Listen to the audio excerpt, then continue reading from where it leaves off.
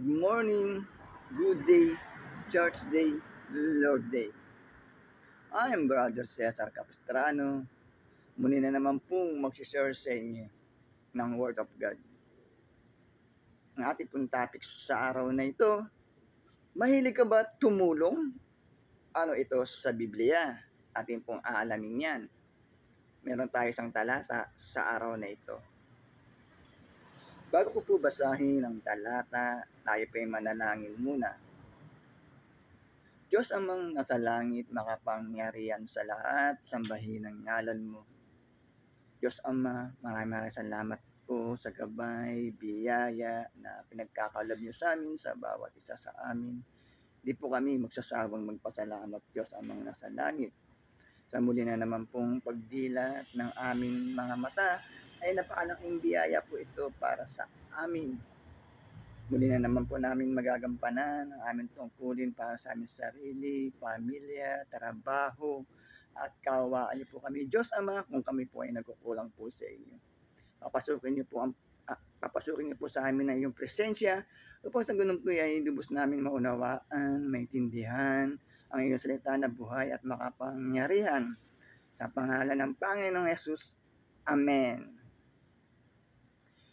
Brother and sister, ang ating pong topic sa araw na ito, mahilig ka bang tumulong? Ano ito sa Biblia?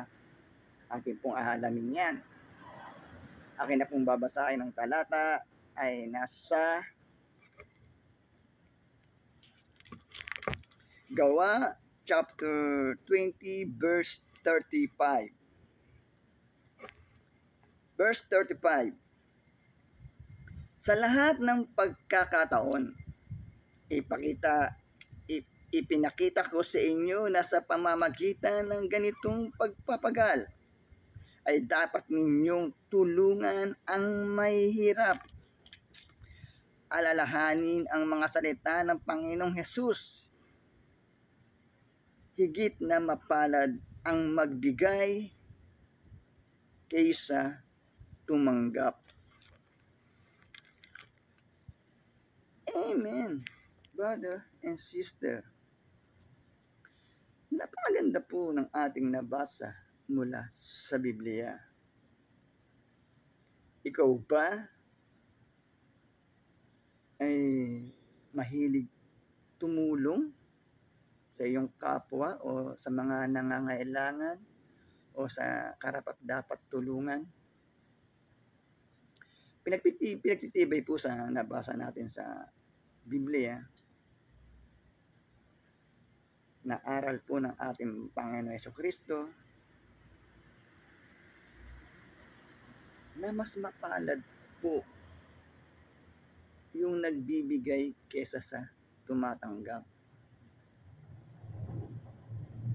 Ayun po ang nabasa natin mula sa Biblia. Brother and sister, mas kalugod-lugod po sa ating Diyos amang nasa langit yung nagbibigay kesa doon sa tumanggap. Kumbaga, kinalulukdan, mapalad, yung mawain, matulungin, at nagbibigay sa mga talagang nangangailangan. Mas mapalad po ang nagbibigay kaysa sa tumatanggap. Yan po ang naman ng talata, brother and sister.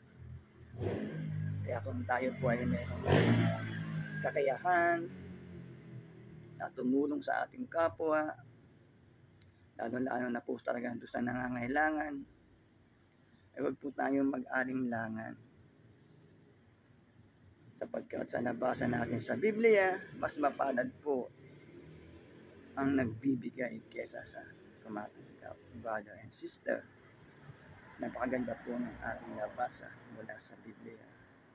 Sapagkat ang Diyos na po ang bahalang magbalik sa atin kung ano man ang ating naitutulong sa ating kapwa, brother and sister.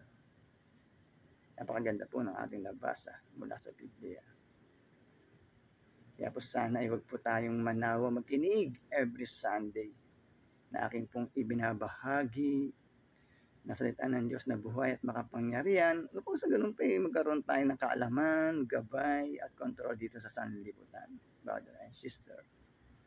Magtatapos na po ating topic, tayo ay manalangin muli. Diyos amang nasa langit, nakapangyarihan sa lahat, sambahin ang ngalan mo. Maraming salamat po. Nakapagpakinig na naman po kami ng iyong salita na buhay at makapangyarihan na nagbibigay lakas po sa aming katawan at spiritual. Maraming salamat po. Sa pangalan ng Panginoon Jesus, Amen. Brother and sister, lagi po tayong mag-iingat at magdadasal. God bless to all.